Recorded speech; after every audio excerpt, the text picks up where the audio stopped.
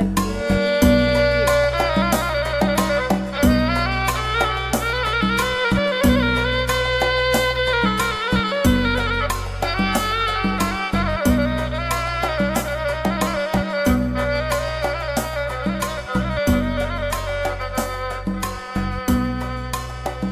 Sampai laku tapi oi bang sayang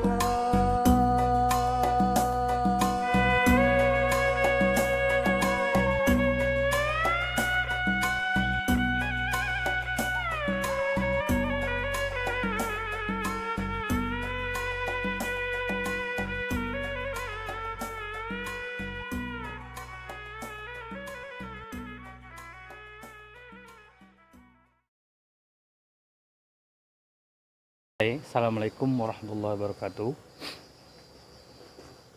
Belanda, seperti kita ketahui bahwa sejarah menunjukkan Belanda masuk ke Jambi tahun 1616. Bermula di muaranya Sungai Batanghari dan membuat pusat perdagangan di Kumpe. Kemudian beriringnya waktu, tentunya seperti kita ketahui bahwa Belanda terus melebarkan kekuasaan dengan menguasai perdagangan yang kita kenal dengan VOC. Belanda terus mengembangkan kuasanya sampailah ke Muara Tembesi. Seperti kita ketahui, di Muara Tembesi itu ada sebuah benteng pertahanan Belanda, dan itu pun diberikan perlawanan oleh Sultan Taha Saifuddin. Dan Sultan Taha itu juga kita ketahui beliau salah satu pahlawan nasional dan ikut berjuang sampai akhir hayat.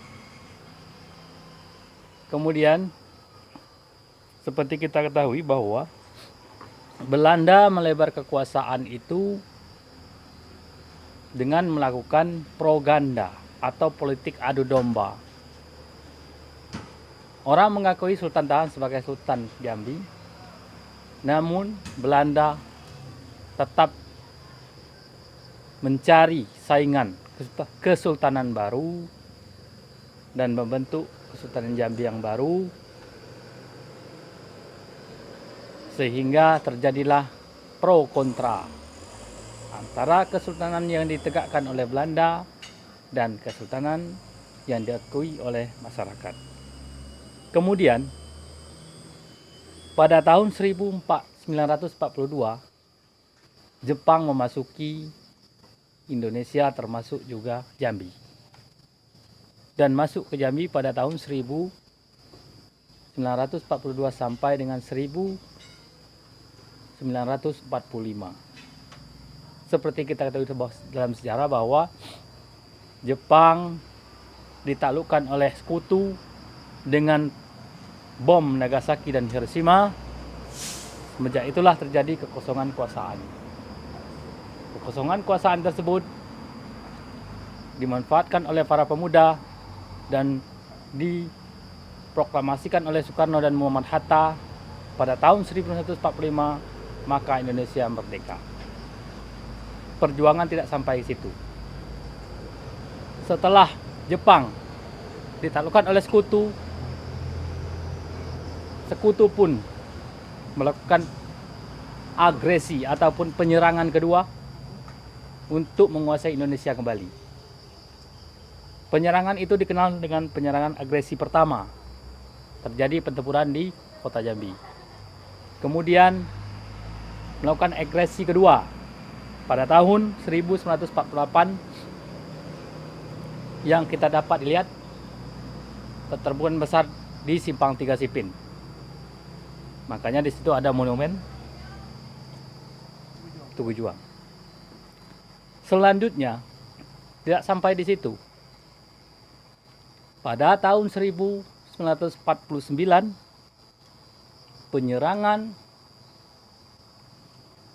Abun Jani bersama ABRI juga melakukan penyerangan. Jadi sekitar tahun itulah yang dapat kita lihat di monumen Tugu Juang Durian Lucu melakukan penyerangan terhadap Belanda.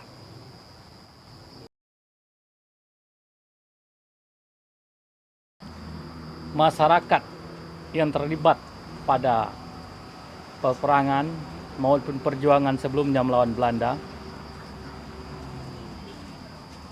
kalau kita lihat dari sejarah dan survei di masyarakat, itu sudah berlangsung sejak zaman kerajaan, bahkan zaman Pesirah. Yang pertama, kita lihat bahwa ketika Belanda membuat pos ataupun benteng di Muara Tembesi, para pimpinan di sepanjang batang Sungai Batanghari tidak tinggal diam. Termasuklah di sini ada namanya Syair Alam, Basira Gebeng yang dikenal Basira Gebeng, Bakar Dapati Dusun Durian Luncu, Nasarudin pengawal Dusun Durian Luncu, Alwi Imam Dusun Durian Luncu, Rois Pesuruh Batin 4 Likur Durian Luncu. 6 orang tersebut melakukan penyerangan ke benteng. Beliau punya semboyan, diam di tempat berarti mati, bergerak nyerang belum tentu mati. Ke-6 orang tersebut sampai sekarang tidak diketahui kuburnya.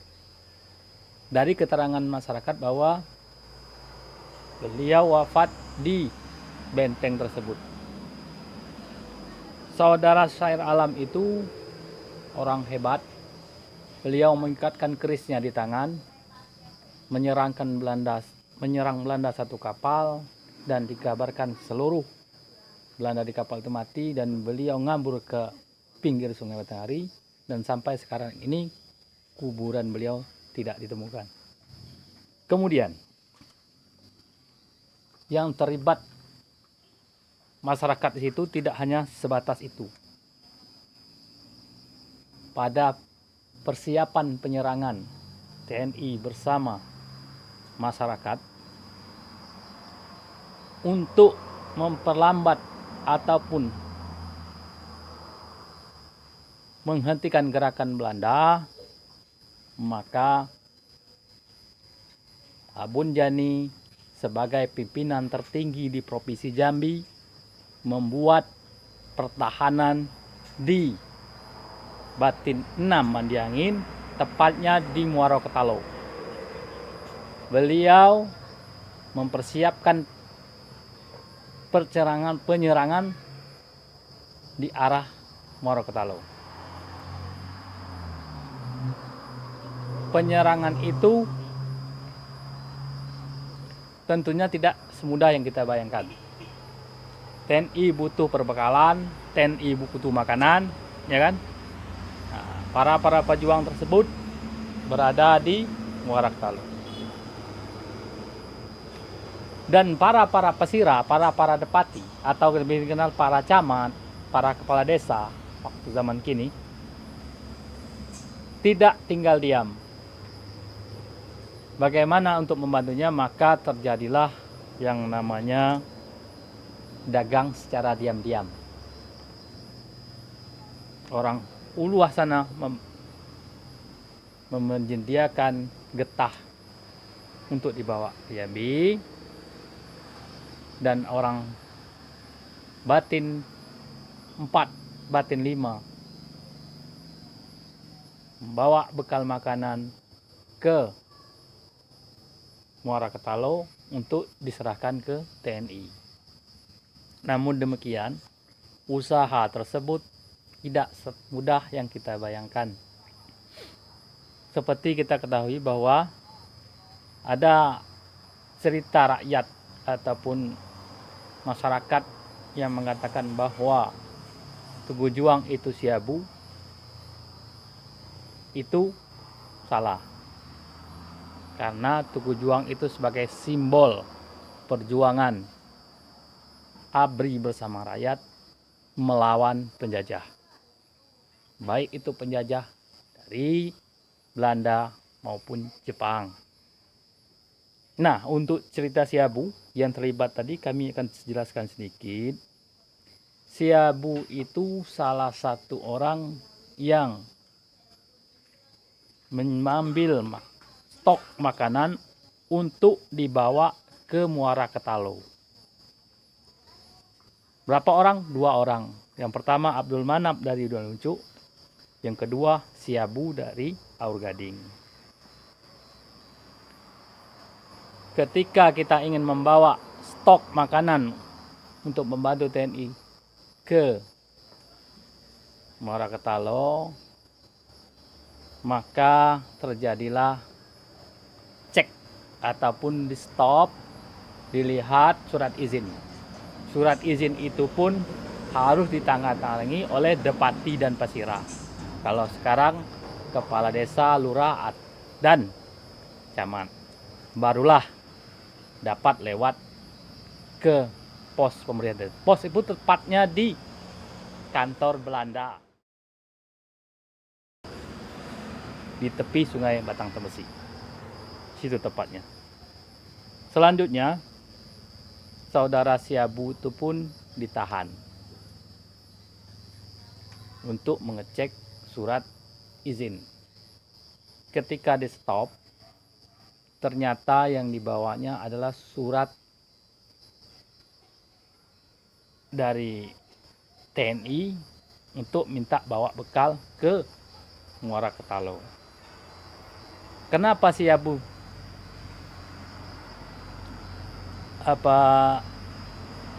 bekal?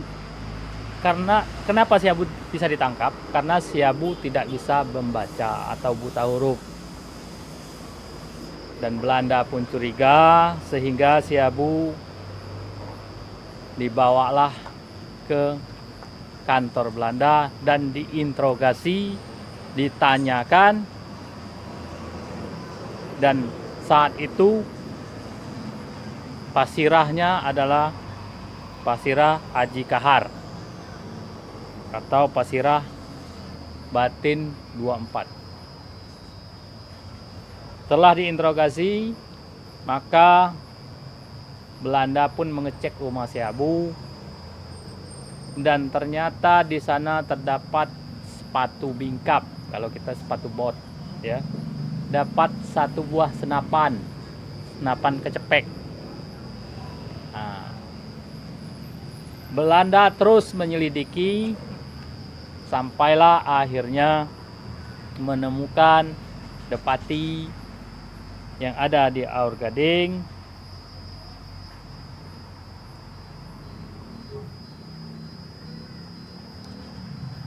Siapa sebenarnya Siabu tersebut? Maka dari masyarakat menyebutkan Siabu itu adalah pemburu, dalam artian berburu binatang. Namun Belanda tidak mempercayainya dan langsung membawa Siabu kembali ke kantor Belanda dan dipukul sampai pingsan.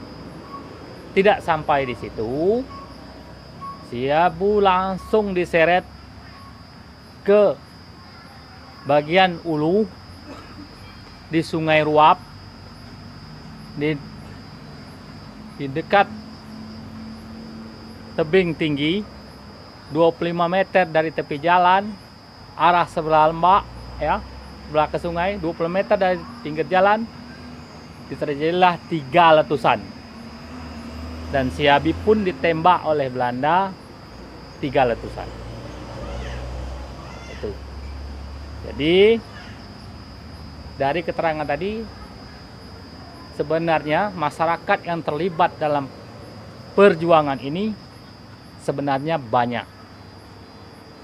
Ketika Belanda pun datang dari Temesi ke Durian Luncu, masyarakat tidak semudah itu untuk memberikan ruang. Contohnya, setelah kita menarikan survei, kita tanyakan ke masyarakat, di Kotoboyo juga terjadi penyerangan. Namun Belanda lebih pintar. Senjata-senjata, tombak, keris dan sebagainya dikumpulkan. Siapa tidak mengumpulkan dengan waktu itu maka akan dibunuh.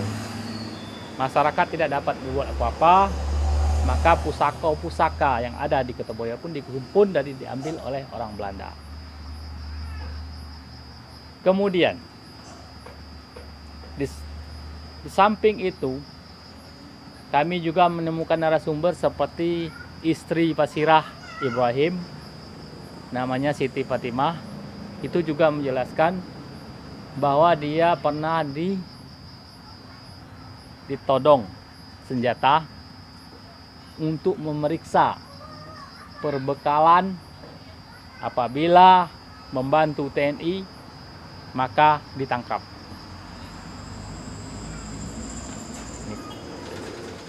Ini ada foto dari istri Pasirah Ibrahim, Siti Fatimah.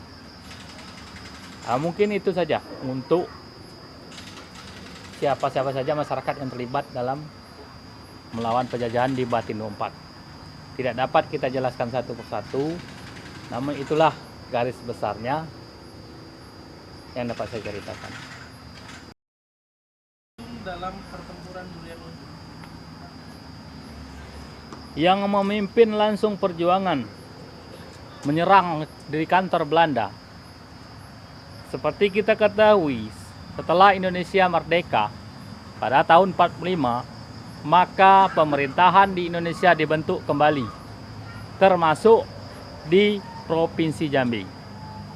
Untuk Provinsi Jambi diangkatlah Kolonel Abunjani untuk memimpin perjuangan di Jambi dan Riau. Dan untuk penyerangan pos di Batin 24 ini, Dusun Duncu ini, itu dipimpin langsung oleh Kolonel Abunjani.